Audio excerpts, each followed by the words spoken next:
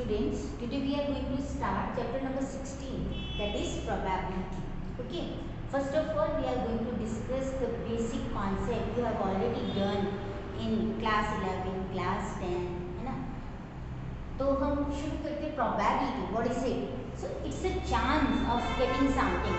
अब जैसे अगर रेनी डे है, रेनी सीजन है, अब आपको नहीं पता कि आज के दिन बारिश आएगी कि नहीं आएगी, बारिश आने के कितने चांसेस है. तो जो चांस होता है ना, that is set the probability. ठीक है. तो you have done the formula to get the probability of any event. You done that probability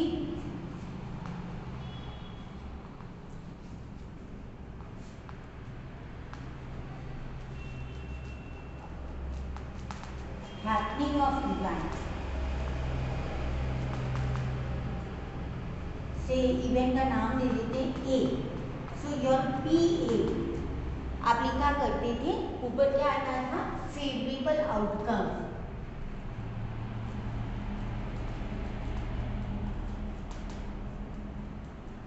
और नीचे क्या आया करता था, टोटल आउटकम्स.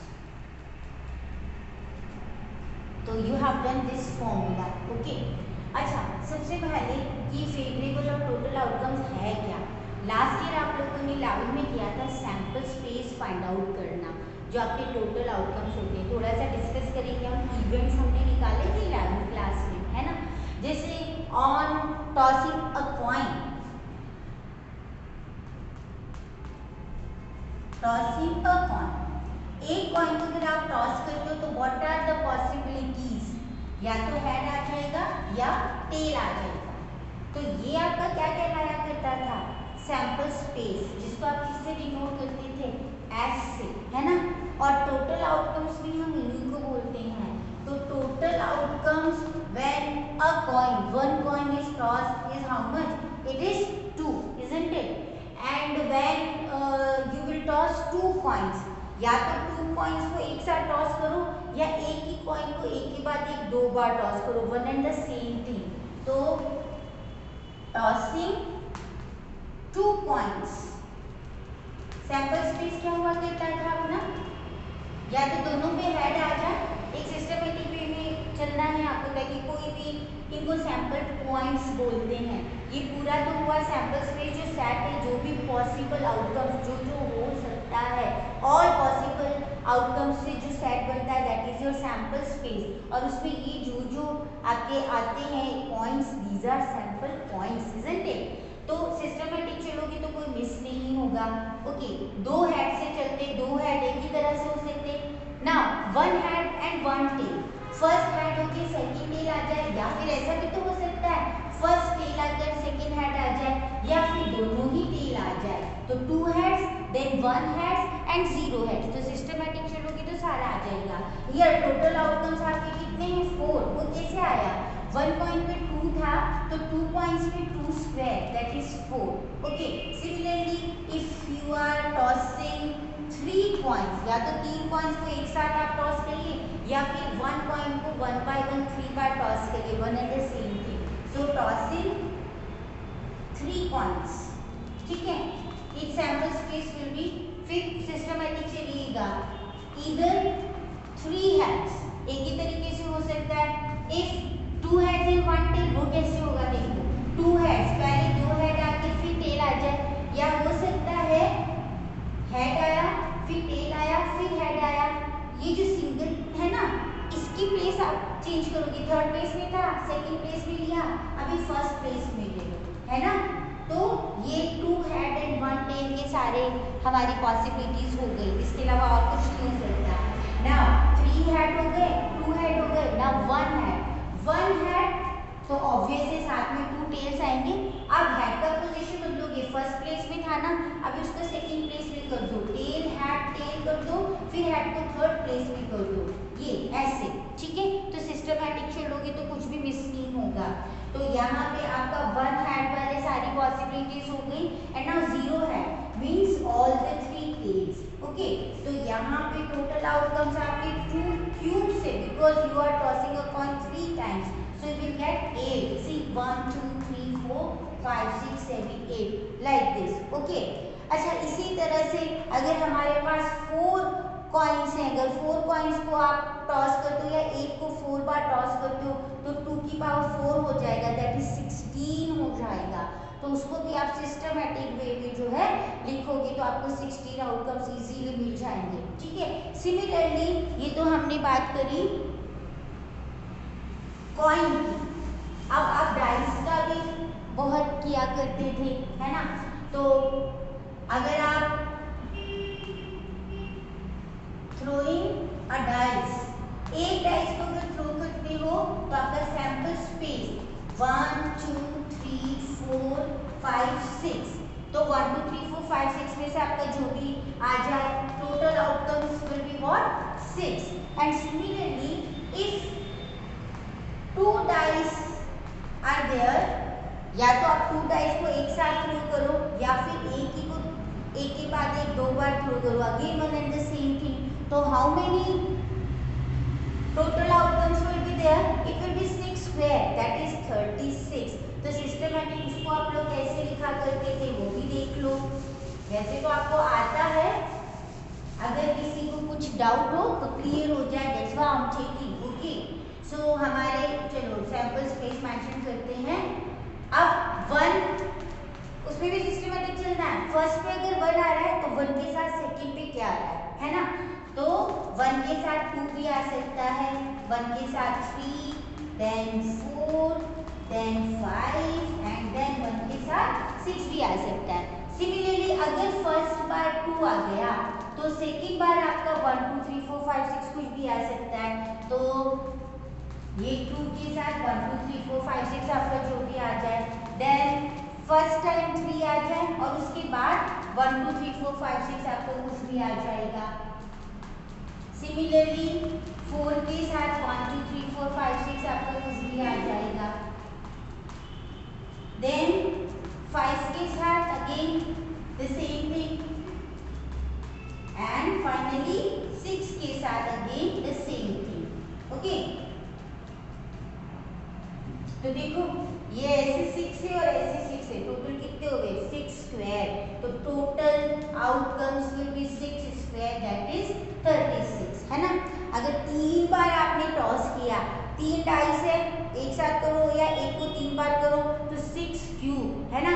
6 6 है 36, 6 है 216, इस तरह से अपना ये हुआ करता था। ठीक है,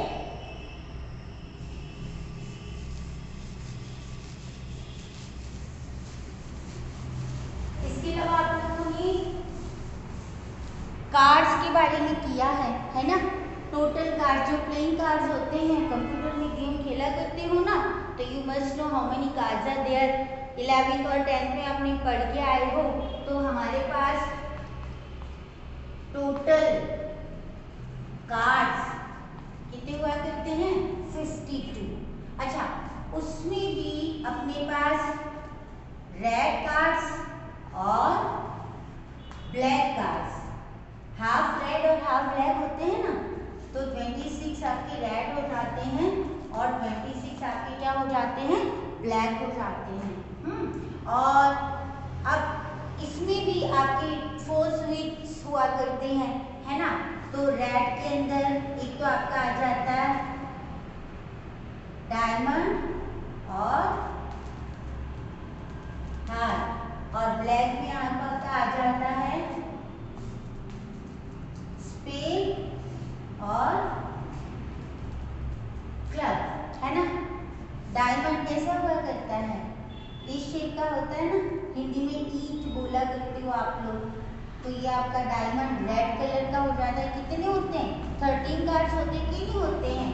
और आपका जो हार्ट है वो इस तरह से हो जाता है, ये भी कितने होते हैं 13।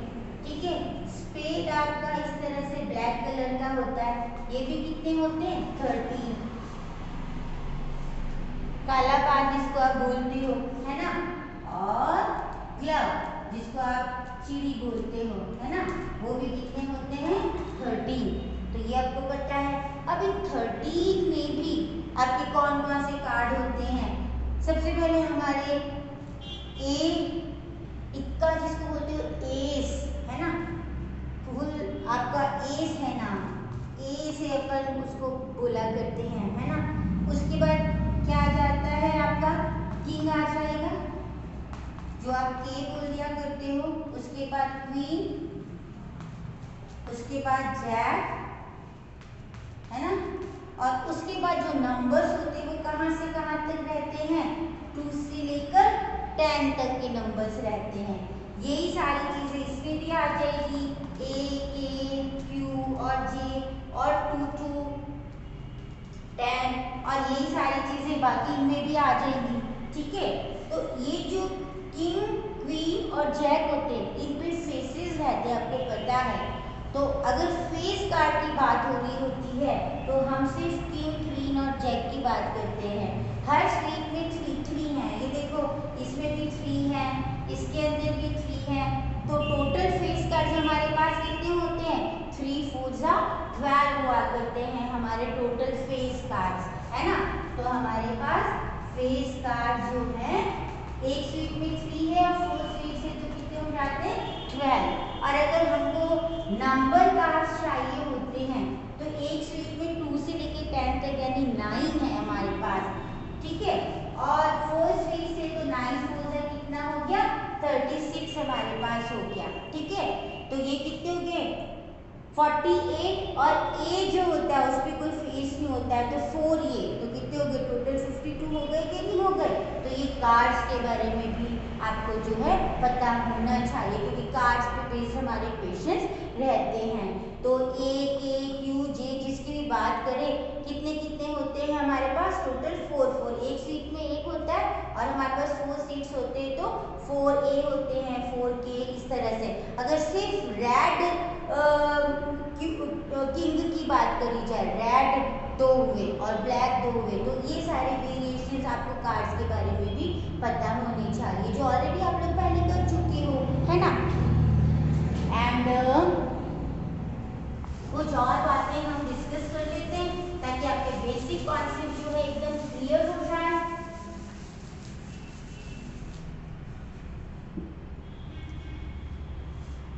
एक अपन किया करते थे श्योर इवेंट, श्योर या सर्टेन इवेंट, है ना, श्योर और सर्टेन इवेंट, है ना। मतलब जो चीज होगी ही होगी, ठीक है। जैसे आपने डाई थ्रो करा 1 2 3 4 5 या 6 में से किसी का आना श्योर है, होगा ही होगा, है ना। तो श्योर इवेंट की जो प्रोबेबिलिटी होती है वो हमेशा क्या होती है, 1। और एक आप क्या करते थे, इम्पॉसिबल इवेंट, इम्पॉसिबल मतलब जो हो ही नहीं सकता, है ना।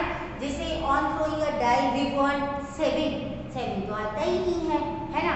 सो इम्पॉसिबल इवेंट का हमारा जो प्रोबेबिलिटी होता है वो क्या होता है, 0। इसे हम कहा करते थे probability of any event can be greater than और equals to 0 but less than और इक्वल्स टू 1।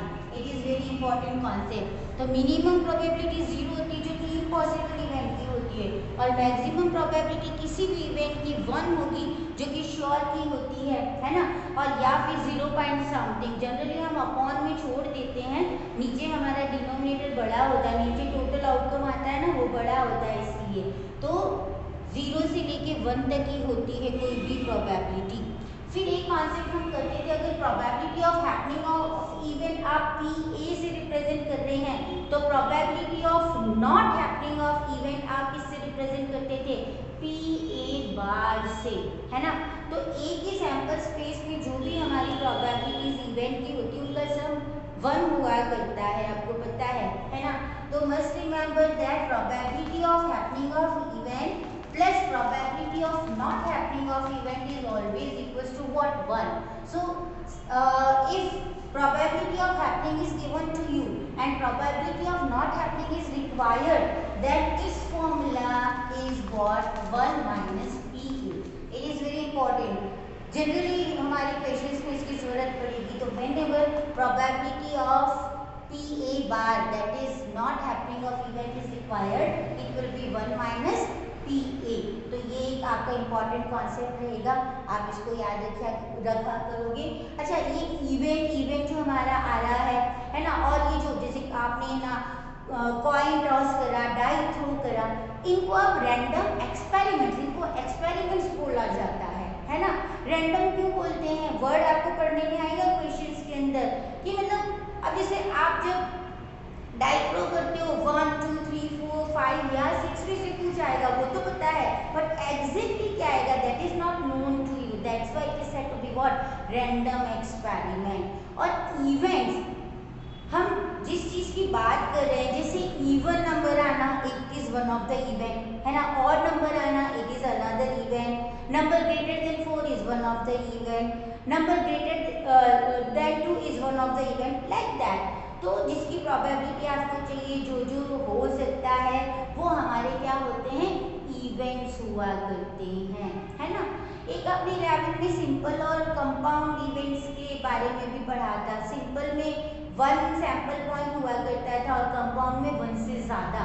एक म्यूचुअली एक्सक्लूसिव आपने पढ़ा है, ऐसे दो इवेंट्स जिनमें कुछ भी कॉमन नहीं होता है ना, उनका इंटरसेक्शन फाइनल सेट होता है, they are your mutually exclusive, क्योंकि ये वर्ड्स आपके जनरली क्वेश्चंस में आएंगे, तो you must remember the previous things, okay.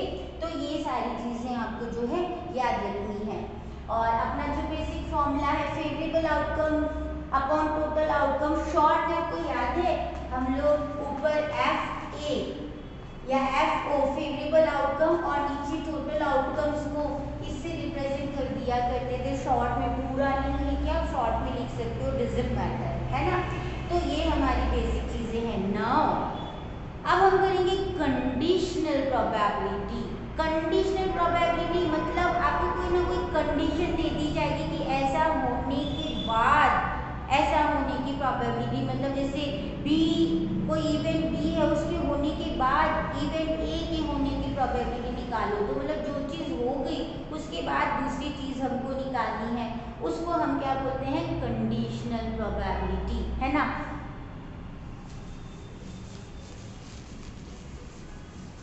तो हम उसको डिस्कस करेंगे अब।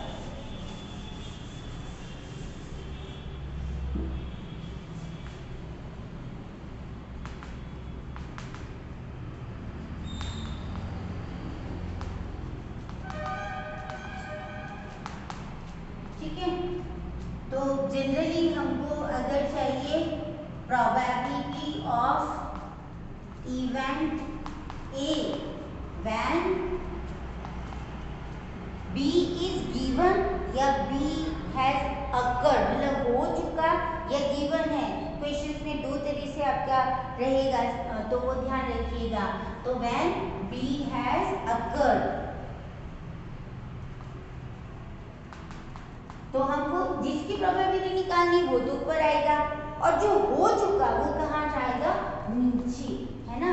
तो इसको ऐसे लिखा जाता है। तो if it is P A by B कैसे पढ़ोगी, probability of happening of A when B is given या B हैज अकर्ड, जो हो चुका वो नीचे।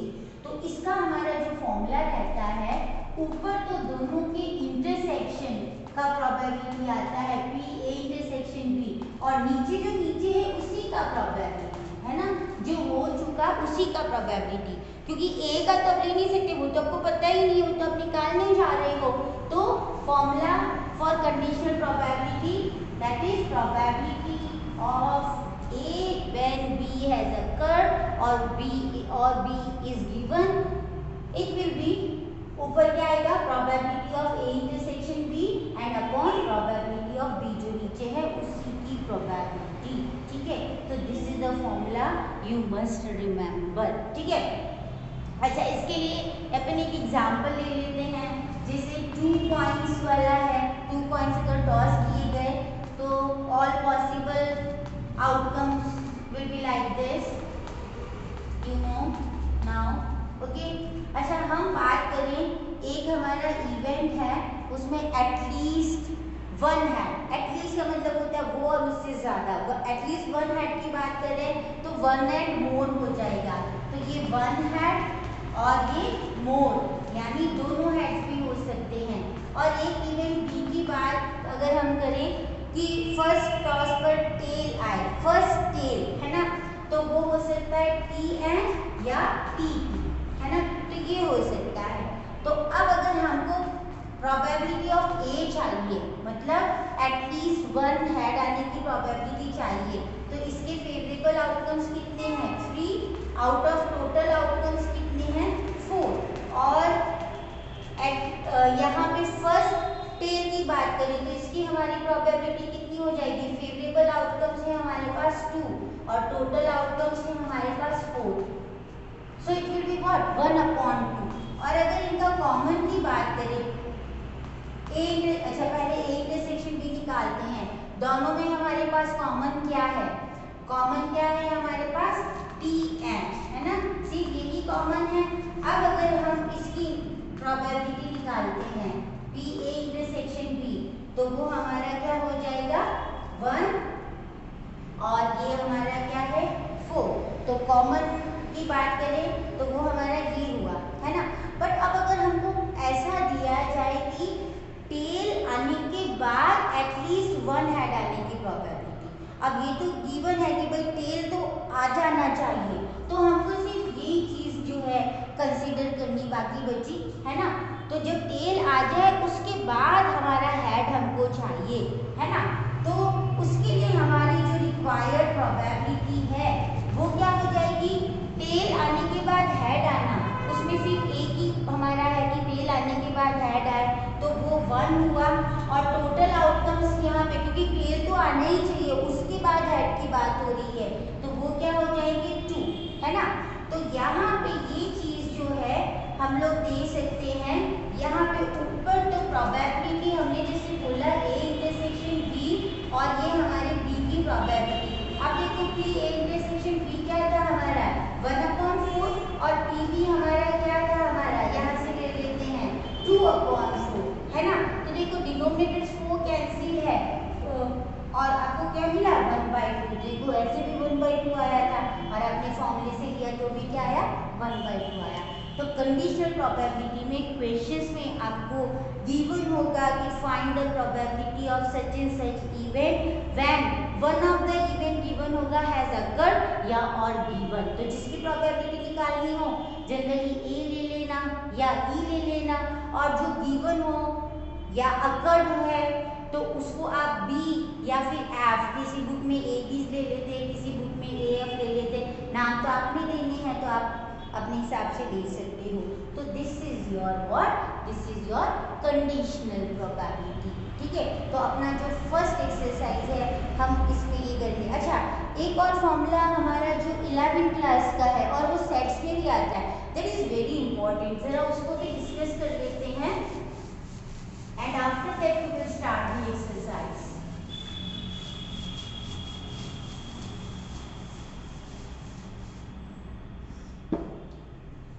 एक आप ये फॉर्मूला करते हैं P A union B, sets में करा करते थे एन ए यूनियन बी को, है ना, n A plus n B minus n A intersection B, यानी ए और बी अगर दो सेट्स होते थे तो number of elements in A union B will be your number of element in set A, number of element in set B plus में and minus number of element in A intersection B.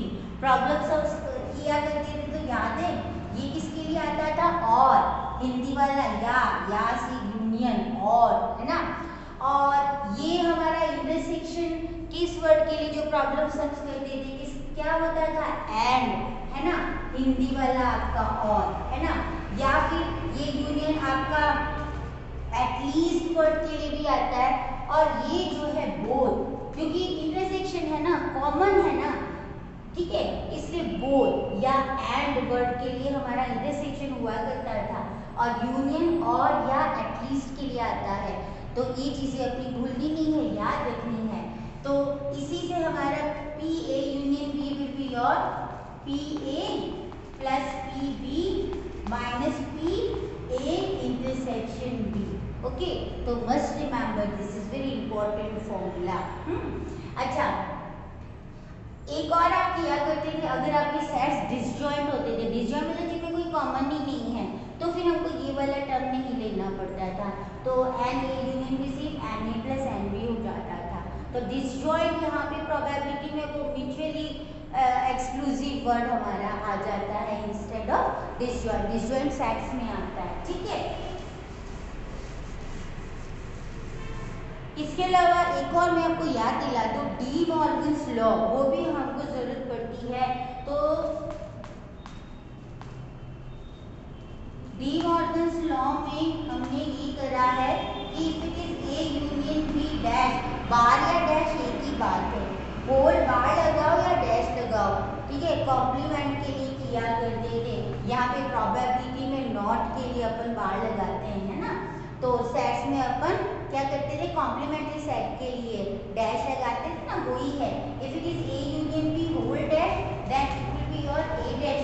अगर ये whole पे है, अगर अलग अलग पे जब अपन करते थे तो ये यूनियन का क्या हो जाता था, intersection. And similarly if it is A intersection B whole dash, तो ये ए डैश, अब इंटरसेक्शन की बजाय क्या आ जाएगा, बी डैश। ये डी मॉर्गन्स लॉ में हमको कहीं ना कहीं जरूरत पड़ती रहेगी, तो मस्ट रिमेंबर, कई बार ऐसी जरूरत पड़ती है, इफ यू वांट, या फिर ऐसे ले लूं इस तरह से, P A intersection B whole bar, तो ये हमारा क्या हो जाएगा, ये अलग अलग, क्योंकि जनरली जैसी जरूरत पड़ती वैसे बता रही हूँ। ए बार इंटरसेक्शन बी बार, मतलब ना तो ए और ना बी की बात हो रही है ना, तो वो हमारा हो जाता था फिर P A union B whole bar, है ना, according to the De Morgan's law. और कभी भी हमको प्रोबेबिलिटी ना होने की निकालनी होती तो क्या करते हो, 1 minus P A union B. अगर probability of A union B whole bar चाहिए तो फिर 1 minus P A union B. तो these things we are going to use in our exercise. कहीं ना कहीं किसी ना किसी क्वेश्चन में इनकी जरूरत पड़ती रहती है, तो must remember these, okay.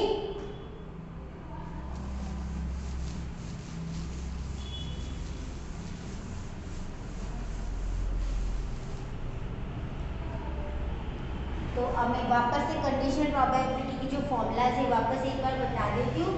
Probability of A when B has already happened will be your P A intersection B upon P B.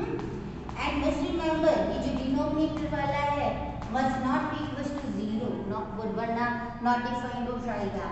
And if you want probability of B when A is already happened or A is given, then again B intersection A लिखो या A intersection B लिखो, one in the same thing. So P A intersection B, ऊपर दोनों की intersection की probability आती है और नीचे वाले की probability. And this P A denominator must not be equals to 0, ठीक है। इनके अंदर कुछ प्रॉपर्टीज है ना, वो भी हम डिस्कस कर लेते हैं। अब जैसे हमारे पास जो है पी एस अपॉन बी हो या पी बी अपॉन बी हो, इट्स वैल्यू इज ऑलवेज 1।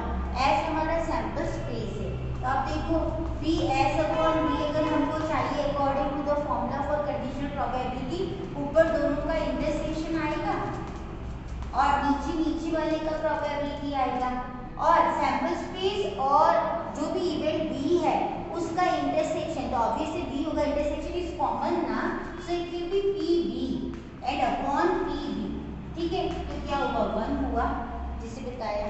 और सिमिलरली अगर पी बी बाई बी अपन को चाहिए तो ऊपर बी और बी का इंटरसेक्शन लोगे, बी और बी का कॉमन क्या हुआ, बी खुद हुआ, तो फिर ऊपर से पी बी आएगा और नीचे तो पी बी है ही है, तो वो भी क्या हुआ आपका 1 हुआ, ठीक है। तो ये बात का ध्यान रखिएगा। और इसके अलावा एक ये फॉर्मूला और ध्यान में रखिएगा, if you want P A bar upon B, ये इसका अगर बार आपको चाहिए, नॉट के लिए चाहिए, तो it will B 1 minus P A upon, तो ये फॉर्मूला भी आपको ध्यान में रखना है, ठीक है। तो अब हम इसके बाद हमारा एक्सरसाइज करेंगे।